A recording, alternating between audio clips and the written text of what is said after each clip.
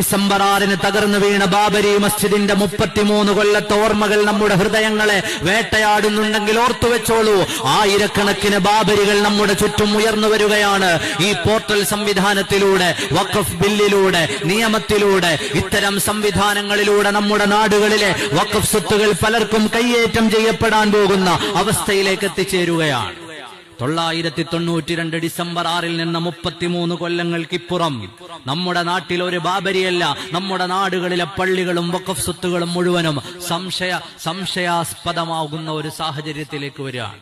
ഈ പരന്നുകിടക്കുന്ന വഖഫ് സ്വത്തുകളൊന്നും ഒരാളിൽ നിന്നും നമ്മൾ കയ്യേറ്റം ചെയ്തതല്ല, ഒരാളിന്റെയും ഭൂമി പിടിച്ചെടുത്തതല്ല. നമ്മുടെ മുൻഗാമികൾ അധ്വാനിച്ചതിൽ നിന്ന് അല്ലാഹു സുബ്ഹാനഹു വ തആലയുടെ തൃപ്തിക്ക് വേണ്ടി സമർപ്പിച്ചതാണ്. അത് പൂർണ്ണമായും മുസ്ലിമീങ്ങൾക്ക് അവകാശപ്പെട്ടതാണ്. വഖഫ് സ്വത്തുകൾ മുസ്ലിമീങ്ങളുടേതാണ്, അത് നമ്മുടേതാണ്. നമുക്കൊരു ബാബരി മസ്ജിദിനെയാണ് അറിയുന്നതെങ്കിൽ അല്ല, കഴിഞ്ഞ കാലത്തിന്റെ ഇടയിൽ നമ്മുടെ രാജ്യത്തിന്റെ വിവിധങ്ങളായ സ്ഥലങ്ങളിൽ തകർന്നു വീണ പള്ളികൾ വേറെയുണ്ട്. 1200 കൊല്ലം പഴക്കമുള്ള ജഅഫർ മുജഫർ ദർഗയുണ്ടായിരുന്നു ഗുജറാത്തിൽ, പൊളിച്ചു കളഞ്ഞു. നമ്മുടെ മാധ്യമങ്ങളിൽ പലപ്പോഴും നമ്മൾ കാണാത്തത് കൊണ്ടാണ്.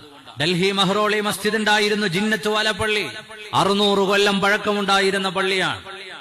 അനധികൃതമായ നിർമ്മാണം എന്ന് പറഞ്ഞിട്ടാണ് പൊളിച്ചു കളഞ്ഞത്. 600 കൊല്ലം മുമ്പുള്ള പള്ളി അനധികൃതമായ നിർമ്മാണം എന്ന് പറഞ്ഞ് പൊളിച്ചു കളഞ്ഞു ഡൽഹി മെഹ്റോളിയിൽ